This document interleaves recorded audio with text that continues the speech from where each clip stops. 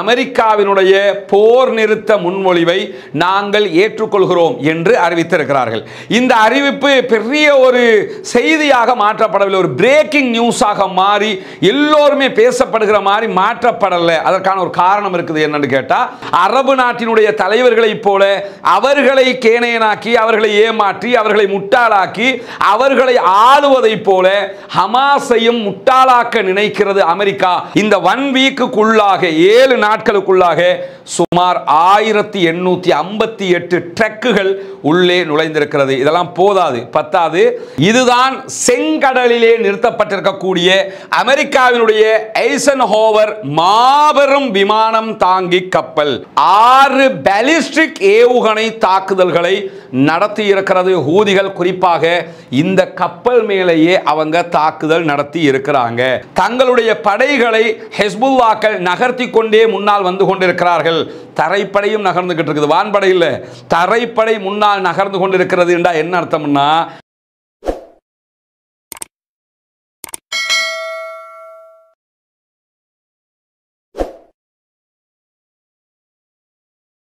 அஸ்ஸலாமு அலைக்கும் வரஹ்மத்துல்லாஹி வபரகாத்துஹு. அன்பிற்கினிய சகோதர சகோதரிகளே, காசா உள்ளிட்ட பாலஸ்தீன பகுதிகளில் இஸ்ரேலிய ஆக்கிரமிப்பு பயங்கரவாத இராணுவம் தன்னுடைய காட்டுமிராண்டித்தனமான தாக்குதல்களை ஆரம்பித்து இன்றோடு சரியாக 240 நாட்கள், கிட்டத்தட்ட 8 மாதங்கள் முடிவுக்கு வந்திருக்கிறது.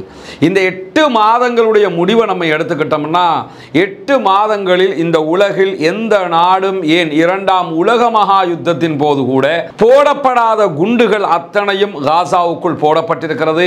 ஒட்டுமொத்த காசாவும் அழித்து நாசமாக்கப்பட்டிருக்கிறது. லட்சக்கணக்கான மக்கள் தங்களுடைய வீடுகளை, இருப்பிடங்களை இழந்து நடுவீதிக்கு வந்திருக்கிறார்கள்.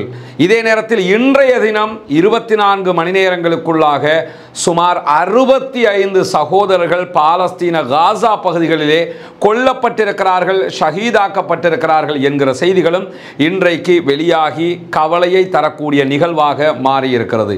எது எப்படி போனாலும் 8 மாதங்களாக அங்கே நடக்கக்கூடிய தாக்குதல்களில் இதுவரைக்கும் 36,000க்கு மேற்பட்ட சகோதரர்கள் கொல்லப்பட்டிருக்கிறார்கள். 85,000க்கு மேற்பட்டவர்கள் நிரந்தர ஊனமுற்றவர்களாக ஆக்கப்பட்டிருக்கிறார்கள். 25 லட்சம் மக்கள் ஒவ்வொரு தடவையாக கிட்டத்தட்ட 7 தடவைகள் ஒரே நாட்டுக்குள் அகதிகளாக குடிபெயர்ந்திருக்கிறார்கள். உண்ண உணவுகள் இல்லை, குடிப்பதற்கு தண்ணீர் இல்லை, எடுப்பதற்கு மருந்துகள் இல்லை, தங்குவதற்கு வீடுகள் இல்லை, தொழுவதற்கு பள்ளி வாயில்கள் இல்லை, படிப்பதற்கு பாடசாலைகள் இல்லை, மேற்படிப்புக்கான எந்த விதமான பல்கலைக்கழகங்களும் இல்லை என்கிற நிலையில் அங்கு இருக்கக்கூடிய மக்கள் தொடர்ந்து சொல்லனா துன்பங்களை சந்தித்து வருகிறார்கள். எது எப்படி போனாலும் தங்களுக்கு ஏற்படக்கூடிய இந்த தாக்குதலுக்கு எதிராக அங்கு இருக்கக்கூடிய சுதந்திர போராளிகளும் ஒண்டிக்கு ஒண்டி நின்று அவர்களோடு சண்டை பிடிக்கக்கூடிய நிலைகளும் தொடர்ந்து ஏற்பட்டு வரக்கூடிய நேரத்தில் தான் இன்றைய தினமும் சமாதான முன்னெடுப்புகள், யுத்த நிறுத்தம் தொடர்பான பேச்சுவார்த்தைகள் பற்றிய நிறைய செய்திகள் வெளியாகி இருக்கிற அதே நேரம் இன்றைக்கு கடுமையான சண்டைகளும் ஹவுத்திகள் மீதான அமெரிக்காவினுடைய தாக்குதலுக்கான உச்சகட்ட பதிலடியையும் ஹவுத்திகள் இன்றைக்கு கொடுத்திருக்கிற செய்திகள் எல்லாம் வெளியாகி இருக்கிறது. முதன்மையாக காசா விவகாரத்தில் சமாதான முன்னெடுப்புகளில் என்ன முன்னேற்றங்கள் ஏற்பட்டிருக்கிறது என்பதை நாம் ஆரம்பமாக தெரிந்து கொள்ள கடமைப்பட்டிருக்கிறோம். நேற்றைய தினம் நமக்கெல்லாம் தெரியும், திடீரென இஸ்ரேலுடைய கருத்துக்களை மீறி அமெரிக்க அதிபர் ஜோ பைடன் சமாதான முன்னெடுப்புக்கான அறைகூவலை விடுத்திருந்தார். குறிப்பாக யுத்த நிறுத்தத்திற்கான அழைப்பை ஜோ பைடன் விடுத்திருந்தார். திடீரென்ற இந்த அறிவிப்பு யாராலும் எதிர்பார்க்காத ஒரு அறிவிப்பு, குறிப்பாக இஸ்ரேலை எதிர்பார்க்கவில்லை என்கிற செய்திகளை எல்லாம் நம்ம நேற்றைய தினம் சொல்லி இருந்த அதே நேரம் இன்றைக்கு வெள்ளை மாளிகை சார்பாக ஒரு முக்கியமான அறிவித்தல் வெளியிடப்பட்டிருக்கிறது. அதாவது குறித்த இந்த சமாதான முன்னெடுப்பு யுத்த நிறுத்தத்திற்கு ஹமாஸ் உடன்படுவார்களே ஆனால் கண்டிப்பாக இஸ்ரேல் உடன்படுவார்கள். இஸ்ரேலை உடன்பட வைப்பது எங்களுடைய பொறுப்பு என்கிறது வெள்ளை மாளிகை என்கிற தகவலை இன்றைக்கு வெள்ளை மாளிகை சார்பாக ஊடகங்களுக்கு ஊடக பேச்சாளர்கள் அறிவித்திருக்கக்கூடிய செய்திகள் வெளியாகி இருக்கிறது. எது எப்படி போனாலும் இன்றைக்கு இவர்கள் வெளியிட்டிருக்கக்கூடிய செய்தியில ஒரு இக்கண்ணா வச்சு பேசி இருக்கிறாங்க, ஒரு டவுட்டை வச்சு தான் பேசி இருக்கிறாங்க என்பதிலிருந்து ஹமாஸ் இதற்கு எவ்வளவு தூரம் ஒத்துக்கொள்ள போகிறது என்கிற ஒரு கேள்வி தற்போது எழுந்திருக்கிறது. என்ன காரணம் என்று சொன்னால், இவர்கள் வெளியிட்டிருக்கக்கூடிய அறிவிப்பிலே சொல்லியிருக்கக்கூடிய தகவல் என்னவென்று சொன்னால், இந்த சமாதான முன்னெடுப்பு என்பது இஸ்ரேலுடைய அறிக்கையை தழுவியது. இஸ்ரேல் தந்த தகவலை முன்வைத்து தான் தற்போதைய இந்த பேச்சுவார்த்தைக்கான சமாதான முன்னெடுப்புக்கான அறைகூவலை நாங்கள் விடுத்திருக்கிறோம் என்று அறிவித்திருக்கிறார்கள். இதே நேரத்தில் ஜோ பைடன் நேற்றைய தினம் சொல்லியிருந்த ஒரு செய்திதான், முதல் கட்டமாக 6 வாரங்கள் 40 நாட்கள் இந்த யுத்த நிறுத்தம் தொடரும் என்பது.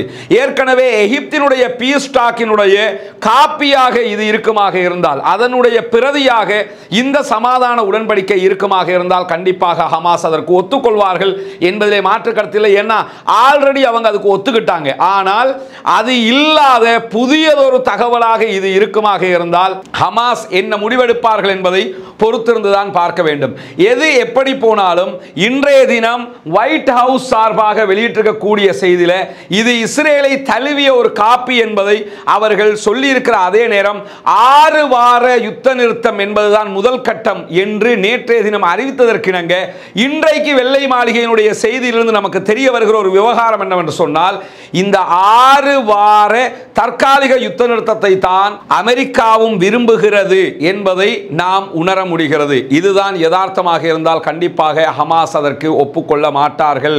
ஏன்னா நிரந்தர யுத்த நிறுத்தம், ஒட்டுமொத்தமாக காசாவை விட்டு இஸ்ரேலியர்கள், குறிப்பாக இஸ்ரேலிய ஆக்கிரமிப்பு பயங்கரவாத ராணுவம் வெளியேற்றப்பட வேண்டும். 1967களுக்கு பிறகுண்டான காசா உள்ளிட்ட பாலஸ்தீன பெருபூமி சுதந்திர பூமியாக அறிவிக்கப்பட வேண்டும் என்பதுதான் அவர்களுடைய கோரிக்கையாக இருக்கிற அதே நேரம் இன்றைய தினம் அமெரிக்காவினுடைய அறிவிப்பை தொடர்ந்து நெதன்யாகுவினுடைய வார் கவுன்சில் ஒரு முக்கியமான அறிவித்தலை விடுத்திருக்கிறார்கள். அதாவது அமெரிக்காவினுடைய போர் நிறுத்த முன்மொழிவை நாங்கள் ஏற்றுக்கொள்கிறோம் என்று அறிவித்திருக்கிறார்கள். இந்த அறிவிப்பு பெரிய ஒரு செய்தியாக மாற்றப்படவில்லை, ஒரு பிரேக்கிங் நியூஸாக மாறி எல்லோருமே பேசப்படுகிற மாதிரி மாற்றப்படல. அதற்கான ஒரு காரணம் இருக்குது. என்னன்னு கேட்டா, வார் கவுன்சில் ஒப்புக்கொண்டிருக்கக்கூடிய யுத்த நிறுத்தத்தை சேர்த்து அவங்க என்ன சொல்லியிருக்கிறாங்கன்னு கேட்டா, 6 வார யுத்த நிறுத்தத்தை தான் அவர்கள் முன்மொழிவை தான் ஏற்றுக்கொள்வதாக சொல்லி இருக்கிற அதே நேரம் ஹமாஸை அழித்துவிட்டு தான் யுத்தத்தை நிறுத்துவோம் என்கிற வாதத்தை முன்வைத்திருக்கிறார்கள். இதுல நீங்க என்ன கவனிக்கணும் தெரியுமா? அதாவது இந்த அரபு நாட்டு குரூப் எல்லாம் இருக்குதுல்ல, அரபு நாடுகளுடைய தலைவர்கள், அந்த அரபு நாடுகளுடைய தலைவர்களைப் போல கேனத்தனமாகவே ஹமாஸும் இருக்க வேண்டும் என்பதை அமெரிக்காவும் இஸ்ரேலும் விரும்புகிறது. ஏன் இதை நான் சொல்றேன்னு கேட்டா, ஈராக் மேல தாக்குதல் நடத்தினாலும் சரி, ஆப்கான் மேல தாக்குதல் நடத்தினாலும் சரி, அரபு நாடுகள் உள்ளிட்ட உலகத்தில் எந்த நாடு மேல தாக்குதல் நடத்தினாலும் இந்த அத்தனை பேருமே அமெரிக்கா சொல்றதை தலையாட்டிக்கிட்டு போறான்ல, கேனத்தனமா ஏத்துக்கிட்டு போறான்ல, அந்த மாதிரி ஹமாஸும் இருக்கணும்னு நினைக்கிறான். இந்த சமாதான உடன்படிக்கையை பார்த்தா உங்களுக்கே அது தெரியும். என்ன அவங்க சொல்ல வர்றது என்னன்னு கேட்டா, நாங்க ஒரு 6 வாரம் 6 வீக் 40 நாளைக்கு நாங்க யுத்தத்தை நிறுத்துவோம், நாங்களும் அடிக்க மாட்டோம், நீங்களும் அடிக்க கூடாது, உங்க கைதிகளை எல்லாம் பாலஸ்தீன மக்களை நாங்க விடுதலை பண்ணிடுவோம், எங்களுடைய பணைய கைதிகளை நீங்க விடுதலை பண்ணிடுங்க. ஓகே, அதுக்கு பிறகு என்ன? அதுக்கு பிறகு சண்டை தான், அதுக்கு பிறகு நீங்க எங்களுக்கு அடிமையாக தான் இருக்கணும். இதுதான் அவர்கள் சொல்ல வருகிற தகவல். இதை வேறு ஒரு அரபு நாடாக இருந்தால் கண்டிப்பாக ஒப்புக்கொள்வார்கள். ஏன் பாலஸ்தீனம் ஒப்புக்கொள்ள மறுக்கிறது என்று சொன்னால், அது அவர்களின் பூமி, அவர்களின் பூமிக்கான போராட்டம் இது. எனவே தான் அவர்கள் ஒப்புக்கொள்ள மறுக்கிறார்கள். அரபு நாட்டினுடைய தலைவர்களைப் போல அவர்களை கேனையனாக்கி, அவர்களை ஏமாற்றி, அவர்களை முட்டாளாக்கி, அவர்களை ஆளுவதைப் போல ஹமாஸையும் முட்டாளாக்க நினைக்கிறது அமெரிக்கா. ஆனால் ஹமாஸ் மிக தெளிவாக திட்டவட்டமான முடிவில் இருக்கிறார்கள். பாலஸ்தீனர்களும் திட்டவட்டமான அதே முடிவிலே இருக்கிறார்கள் என்பதை நாம் புரிந்து கொள்ள வேண்டும். அதனால தான் என்ன இவ்வளவு தூரம் இழுக்கிறாங்களே, ஹமாஸ் ஒத்துக்கொள்ள வேண்டியதான ஒத்துக்கொள்ள மாட்டார்கள், ஒத்துக்கொள்ள கூடாது. காரணம் என்னன்னா, சுதந்திரம் வேண்டும் என்றால் சரியான பாதையில் பயணிக்க வேண்டும். அமெரிக்காவினுடைய இந்த வெற்று நாடகத்திற்கு ஒப்புக்கொள்ள கூடாது. அவங்களோட ஆட்களையும் விடுதலை பண்ணிடணுமா? அவங்களோட ஆட்களை விடுதலை பண்ணினதுக்கு அப்புறம் 6 வாரத்துக்கு அப்புறம் திருப்பி யுத்தம் பண்ணுவாங்களாம். அப்ப எப்படி சமாதானம் பேசுறது? அப்ப பேசுறதுக்கு என்ன இருக்க போகிறது? ஒண்ணுமே இருக்காது என்பதைத்தான் அவர்கள் செய்ய பார்க்கிறார்கள். இதே நேரத்தில் இன்றைய தினம் ஹமாஸினுடைய ஊடக பேச்சாளர் ஒசாமா ஹம்தான் அவர்கள் தெரிவித்திருக்கக்கூடிய செய்தியில, போர் நிறுத்த முன்மொழிவினுடைய எந்த விதமான பத்திரங்களும் எந்த விதமான பர்பஸும் எங்களிடத்தில் வழங்கப்படவில்லை, எழுத்தில் கிடைக்கவில்லை. எழுத்தில் கிடைக்கிற போது நாங்கள் அதை பற்றி கண்டிப்பாக கவனிப்போம், செலுத்துவோம், கவனம் செலுத்துவோம். நாங்கள் எதிர்பார்ப்பதை போன்று எங்கள் மக்களுடைய நலன் கருதி அது வருமாக இருந்தால் கண்டிப்பாக ஏற்றுக்கொள்வோம் என்று அவர்கள் அறிவித்திருக்கிறார்கள். இப்படியான நேரத்தில் காசாவுக்குள்ள கரேம் அபு ஷலேம் வாயில் வழியாக, ரஃபா கிடையாது, ரஃபாவுக்கு அடுத்த பார்டர் வழியாக இந்த 1 வீக்குக்குள்ளாக 7 நாட்களுக்குள்ளாக சுமார் 1858 ட்ரக்குகள் உள்ளே நுழைந்திருக்கிறது. இதெல்லாம் போதாது, பத்தாது. காரணம் என்னன்னா, குறைஞ்சது ஒரு நாளைக்கு 400, மேக்சிமம் 1000க்கு மேற்பட்ட ட்ரக்குகள் ஒரு நாளைக்கு உள்ள போகணும். ஆனால் மொத்தமாகவே 7 நாட்களுக்கு 1858 ட்ரக்குகள் உள்ளே போயிருக்கிறது. இதிலே 764 ட்ரக்குகள் எகிப்தினுடைய ட்ரக்குகளாக இருக்கிறது.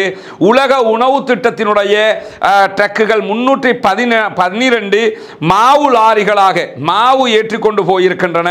அதே நேரத்தில் 124 ஜோர்தானிய ட்ரக்குகளும் உள்ளே நுழைந்திருக்கிறது உணவுகளை எடுத்துக்கொண்டு.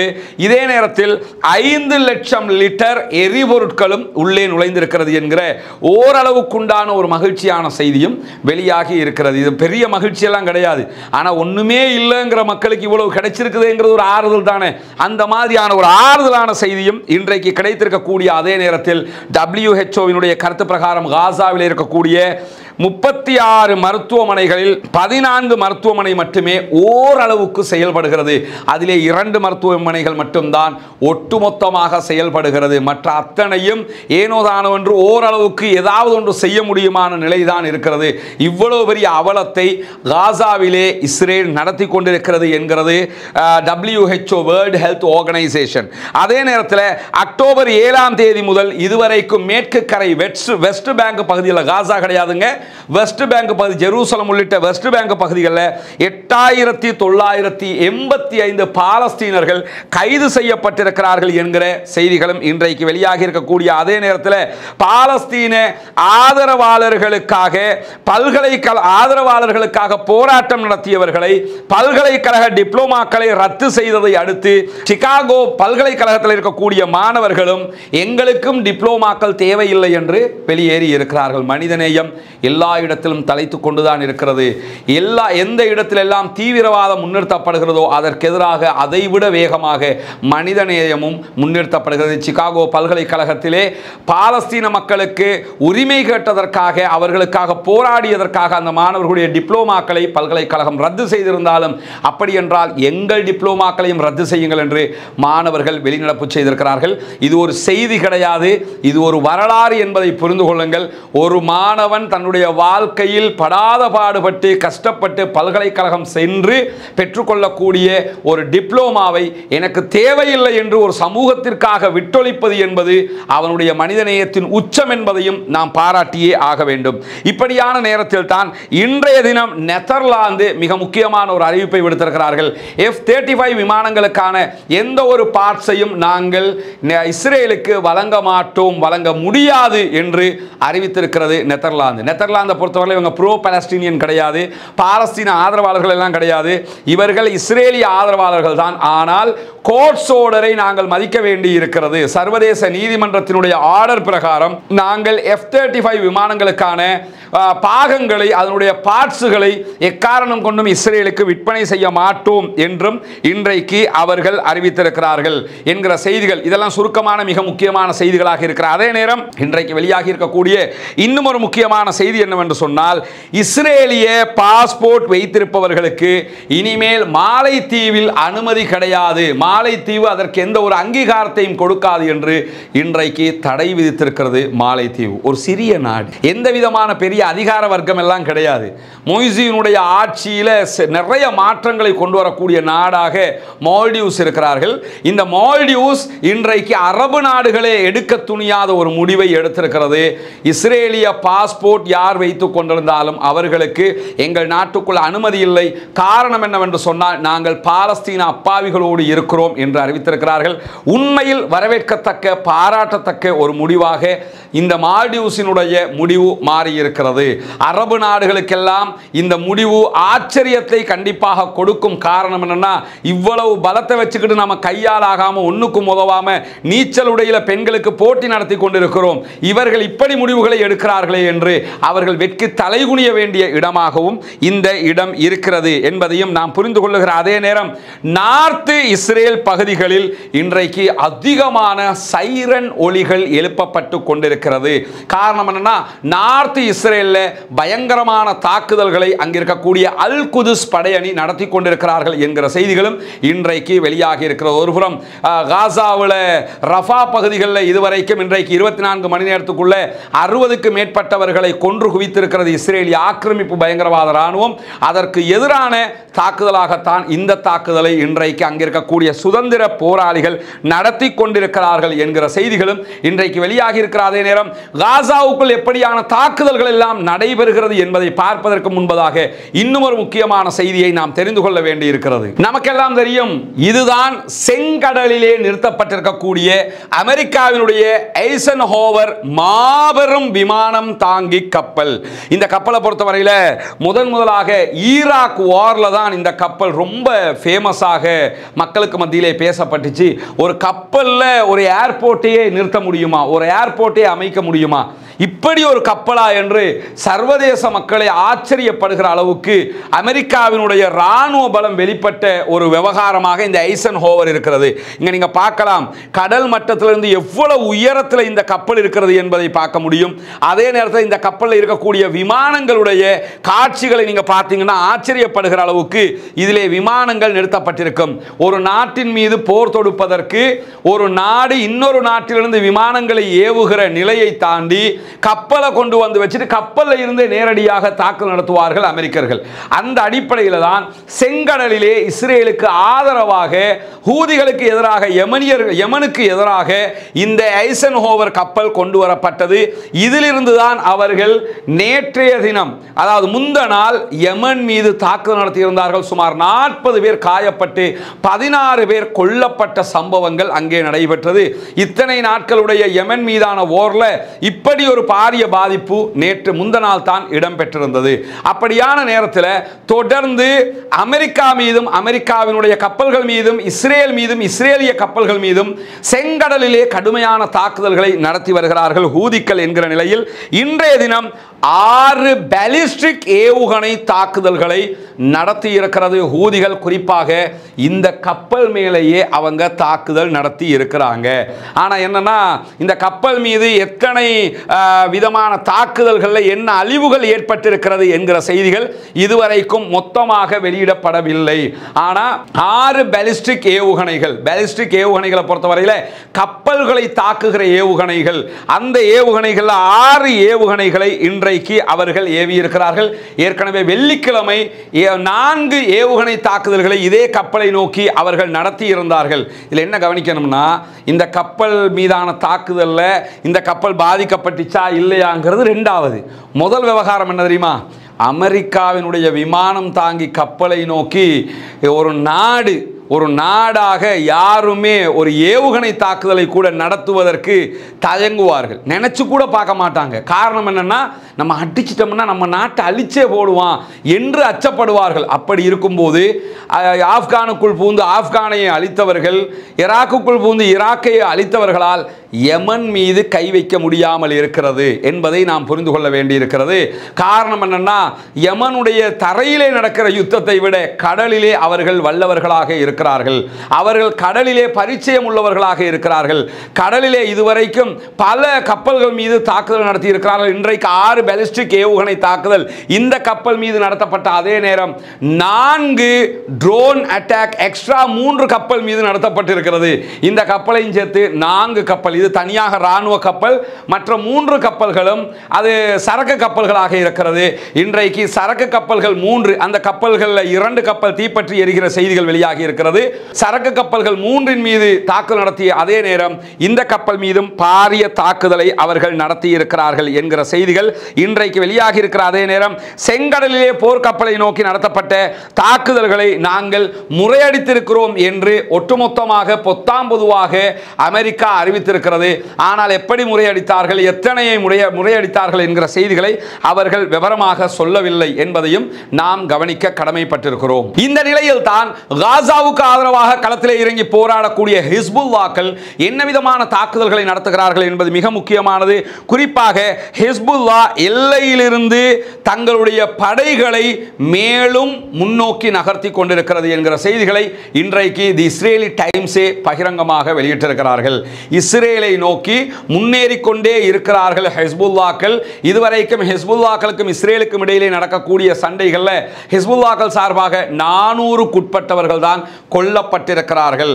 அதிலே 100க்கும் மேற்பட்டவர்கள் அங்கிருக்கக்கூடிய பொதுமக்களாக இருக்கிறார்கள், மற்றவர்கள் இராணுவத்தைச் சேர்ந்தவர்களாக இருக்கிறார்கள். 400க்குட்பட்டவர்கள் கொல்லப்பட்டிருக்கிற நிலையில் தான் அவர்களுடைய தாக்குதல்கள் உச்சம் தொட்டு கொண்டிருக்கிறது. அந்த நிலையில் தான் நேற்றைய தினமே நம்ம சொல்லி இருந்தோம், இஸ்ரேலுடைய சில நகரங்களையே தாங்கள் தங்களுடைய கண்காணிப்பின் கீழ் வைத்துக் கொண்டிருப்பதாக ஹசன் நஸ்ருல்லா சொல்லுகிறார். நினைத்த நேரம் நாங்கள் அதை கைப்பற்றி விட்டோம் என்பதை அறிவிக்கிற அளவுக்கு பலத்தோடு அதை 100% அவர்களுடைய கண்காணிப்புக்கு கீழே கொண்டு வந்துட்டாங்க என்கிற செய்திகளை ஹசன் நஸ்ருல்லா நேற்றே அறிவித்திருந்த நிலையில் இன்றைக்கு வெளிவந்திருக்கக்கூடிய ஒரு செய்திதான், தங்களுடைய படைகளை ஹெஸ்புல்லாக்கள் நகர்த்தி கொண்டே முன்னால் வந்து கொண்டிருக்கிறார்கள். தரைப்படையும் நகர்ந்துகிட்டு இருக்குது, வான்படை இல்லை, தரைப்படை முன்னால் நகர்ந்து கொண்டிருக்கிறது என்றால் என்ன அர்த்தம்னா அவங்களுடைய ஏரியாவை பிடிச்சிக்கிட்டு இருக்கிறாங்க அர்த்தம். அதைத்தான் வேறு வழியில் சொல்லிக்கிட்டு இருக்கிறாங்க. உள்ள நுழைஞ்சு பிடிச்சிக்கிட்டு இருக்கிறாங்கிறது மட்டுமல்லாமல் துல்லியமாக இஸ்ரேலை குறிவைத்து தாக்கக்கூடிய பல ஏவுகணை தாக்குதல்களை அவர்கள் நடத்துவதாக சொல்லப்படுகிறது. இன்றைய தினமும் ஹெஸ்புல்லாக்கள் சார்பாக புர்கான் ஏவுகணை தாக்குதல் நடத்தப்பட்டு இஸ்ரேலுடைய பல நகரங்கள் தீ வைத்து எரிக்கப்பட்டிருக்கிறது. பல நகரங்களில் புர்கான் ஏவுகணை தாக்குதல் பதம் பார்த்திருக்கிறது என்கிற செய்திகள் இன்றைக்கு வெளியாகி இருக்கக்கூடிய அதே நேரம் இத்தனை நாட்களாக கிட்டத்தட்ட 2 மாதங்களாக அவர்கள் சில ஏவுகணைகளை தாக்குதலுக்கு பயன்படுத்தாமல் இருந்திருந்தார்கள். மீண்டும் அவற்றை பயன்படுத்த ஆரம்பித்திருக்கிறார்கள் என்கிறது தி இஸ்ரேலி டைம்ஸ் என்கிற இஸ்ரேலுடைய பத்திரிகை. அதே நேரத்தில் அவர்கள் தற்போது பயன்படுத்தக்கூடிய ட்ரோன்கள், ஆளில்லா விமானங்களை பொறுத்தவரையில் குறைந்த செலவில் மலிவான லாபத்தில் பெறக்கூடிய ட்ரோன்களை பயன்படுத்துகிறார்கள். ஆனால் பெரிய ஆபத்தை உண்டாக்கக்கூடிய ட்ரோன்களாக அது இருக்கிறது. ரொம்ப விலை குறைஞ்சதாக இருக்கும். நேற்று நம்ம ஒன்று காட்டணுமா இல்லையா, இஸ்ரேலுடையது. இஸ்ரேலுடைய உச்சகட்ட ஆளில்லா விமானமே அந்த விமானம் தான். அந்த விமானம் மாதிரி எல்லாம் இவங்க பயன்படுத்தலை. இவங்க பயன்படுத்துறதெல்லாம் பார்த்தா சின்ன சின்ன விளையாட்டு சாமான் மாதிரி இருக்கக்கூடிய சின்ன சின்ன ட்ரோன்ஸ். ஆனால் அதனுடைய தாக்குதல் என்பது அகோரமாக இருக்கிறது, பாரிய அழிவுகளை உண்டாக்குகிறது என்று இஸ்ரேலுடைய மேரியூ செய்தித்தாள் இன்றைக்கு தகவலை வெளியிட்டிருக்கிறார். அதே நேரம் இன்று காலை ஏவப்பட்ட ட்ரோன்கள் மூலமாக 2 இஸ்ரேலிய பிரதேசங்கள் பற்றி எரிகிறது என்கிறது மேரியூ செய்தித்தாள். இது இஸ்ரேலுக்குரிய செய்தி பத்திரிகை என்பதையும் நீங்கள் கவனிக்க வேண்டும். அல் ஜசீரா இல்லாட்டி பிரச்சனை இல்லை, அவங்கள தலையில் செருப்பால் அடிச்சுக்கிடுவாங்க. அந்த மாதிரி அவங்க நாட்டு ஊடகங்களே அங்கிருந்து செய்திகளை சொல்லிக் கொண்டிருக்கிறார்கள்.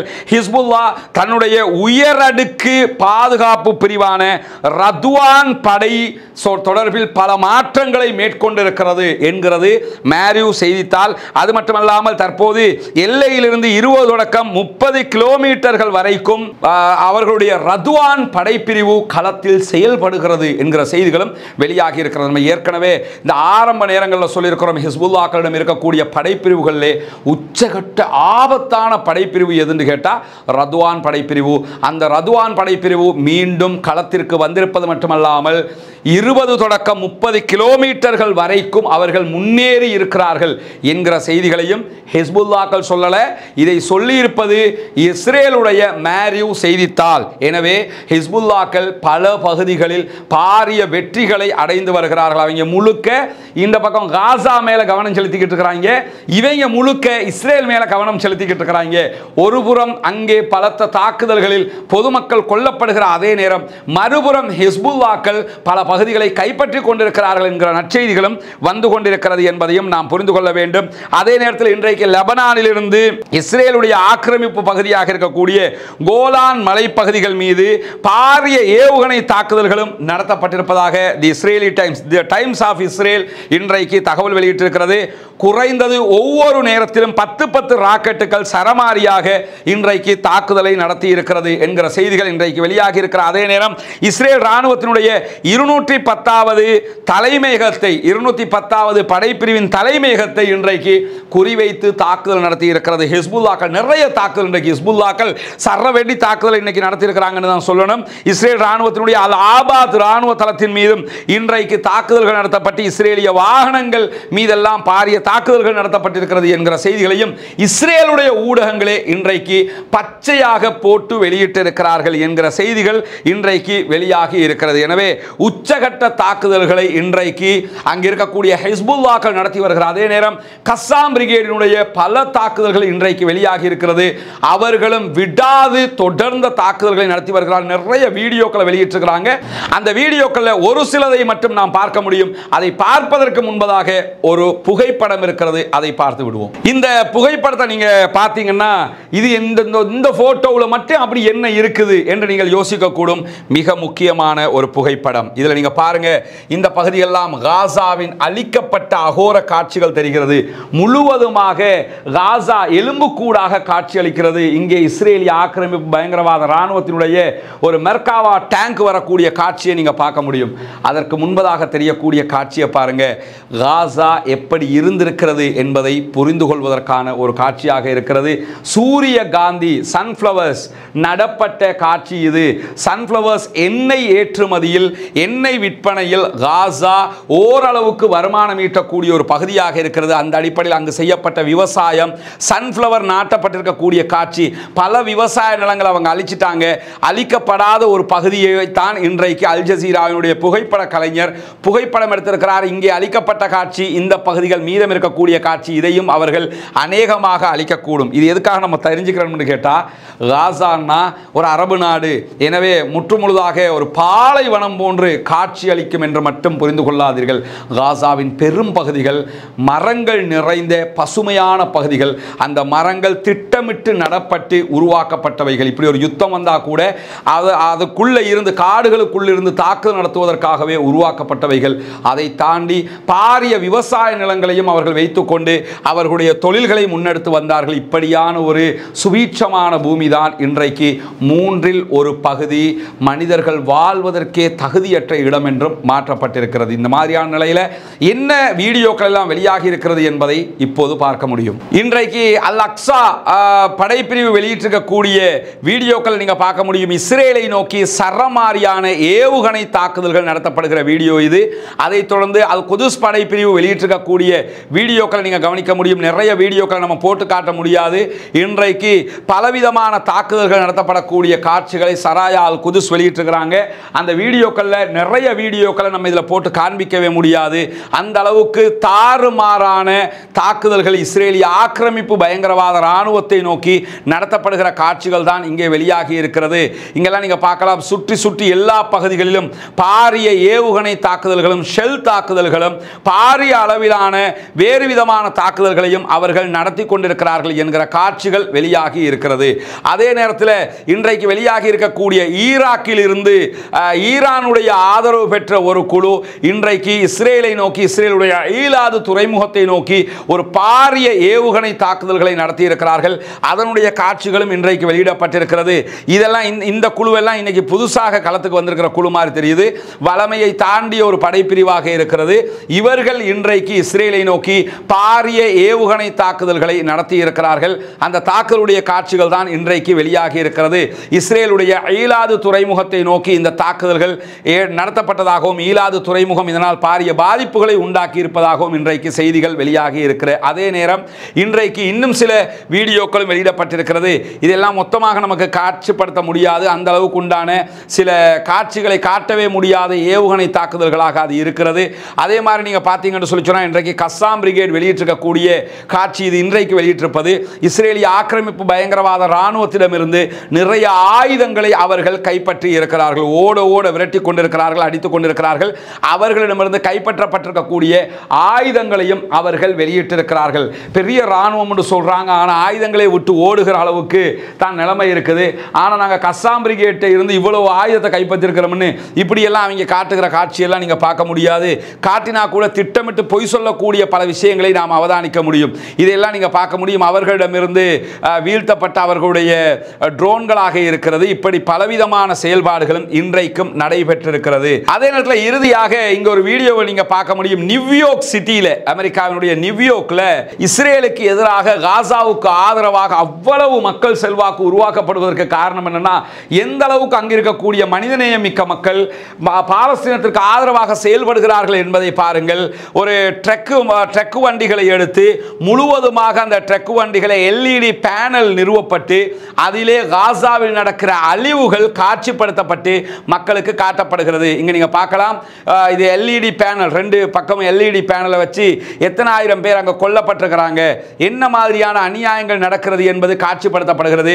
16,000 பிளஸ் சில்ட்ரன்ஸ், சிறுவர்கள் கொன்றொழிக்கப்பட்டிருக்கிறார்கள் என்கிற காட்சிகள், அது எப்ப என்ன மாதிரி நடந்தது என்கிறது புள்ளி விவரத்தோடு துல்லியமாக காட்டப்படுகிறது. நியூயார்க் சிட்டிக்குள்ள இந்த வண்டி சுற்றிக்கிட்டு இருக்கிறது என்கிற காட்சிகளை இன்றைக்கு அங்கிருக்கக்கூடிய பல ஊடகங்களும் வெளியிட்டிருக்கிறது. எப்படியெல்லாம் மக்களுக்கு விழிப்புணர்வு உண்டாக்கப்படுகிறது என்பதை பாருங்க. பார்த்தீங்கன்னா அங்கிருக்கக்கூடிய போலீஸ், நியூயார்க்கினுடைய போலீஸ் நிற்கிறாங்க. நிற்கும் போதே பைடனுக்கு எதிராக கூட என்ன செய்யறாங்கன்னா வாசகங்கள் எழுதப்பட்டு பைடன் கொடுக்கிற உதவிகளால பாலஸ்தீனத்தில் என்ன மாதிரியான அழிவுகள் எல்லாம் நடத்தப்படுகிறது என்கிற காட்சிகள், இங்கே குழந்தைகளுடைய வீடியோக்கள், அங்கே நடக்கக்கூடிய அநியாயங்கள், அந்த குழந்தைகள் படுகிற கஷ்டங்கள் எல்லாம் மொத்தமாக காட்சிப்படுத்தப்படக்கூடிய வீடியோக்கள் இன்றைக்கு வெளியாகி இருக்கிறது. இப்படி பலவிதமான வீடியோக்கள் இன்றைக்கு வெளியாகி இருக்கக்கூடிய அதே நேரத்தில் பாரிய தாக்குதல்களை இஸ்ரேலிய ஆக்கிரமிப்பு பயங்கரவாத ராணுவம் அங்கிருக்கக்கூடிய அப்பாவி பொதுமக்கள் மீது நடத்தி கொண்டே வருகிறது. அப்பாவிகள் கொன்றொழிக்கப்பட்டு வருகிறார்கள். அவர்களுக்காக அல்லாஹ்விடத்திலே பிரார்த்தனை செய்ய மறந்து விடாதீர்கள். அந்த மக்களுக்காக அல்லாஹ்விடத்திலே துஆ கேட்க மறந்து விடாதீர்கள். துஆ மட்டும்தான் நம்மால் கேட்க முடியும். ஜனநாயக ரீதியில் அந்த மக்களுக்காக குரல் எழுப்ப முடியும். எனவே ஜனநாயக ரீதியில் உங்கள் குரல்களை எழுப்புவதற்கும் மறந்து விடாதீர்கள் என்கிற நிலையில் அந்த மக்களுக்காக பிரார்த்திப்பதோடு அந்த மக்களுக்கு அநியாயங்களை செய்யக்கூடிய இஸ்ரேலிய ஆக்கிரமிப்பு பயங்கரவாத ராணுவத்திற்கு எதிராக கண்டிப்பாக குனூத்துன் நாசிலாவை தொடர்ந்து 5 நேர தொழுகைகளில் ஓதி வாருங்கள் என்கிற கோரிக்கைகளோடு, நமக்கெல்லாம் தெரியும் பாலஸ்தீனத்திற்கு ஆதரவான பலவிதமான ஆர்ப்பாட்டங்கள் தொடர்ந்து நடத்தப்பட்டு வருகிற நேரத்தில் தமிழகம் தழுவிய பாரிய பாலஸ்தீன ஆதரவு ஆர்ப்பாட்டம் ஒன்றை மார்க்சிஸ்ட் கம்யூனிஸ்ட் கட்சி சார்பாக நடத்தப்படுவதற்கான ஏற்பாடுகள் இருப்பதாக சமூக வலைதளங்களிலே நாம் பார்க்க முடியும். அதற்காக சினிமா நடிகர்கள் கூட ஆதரவு தெரிவிக்கக்கூடிய காட்சிகள் எல்லாம் வெளியாகி வருகிறது, வரவேற்புக்குரியது. இப்படி பல நாடுகளிலும், மேற்காக இருக்கலாம், மற்ற நாடுகளாக இருக்கலாம், எல்லா பகுதிகளிலும் இந்த ஆதரவு தளங்கள் எழுப்பப்பட்டு வருகிறது. வல்ல ரஹ்மான் அவர்களுக்கு வெற்றியை கொடுக்க வேண்டும் என்கிற பிரார்த்தனைகளோடு முடித்துக் கொள்கிறேன். வாஹிர் தஅவானா அல்ஹம்துலில்லாஹி ரப்பில் ஆலமீன்.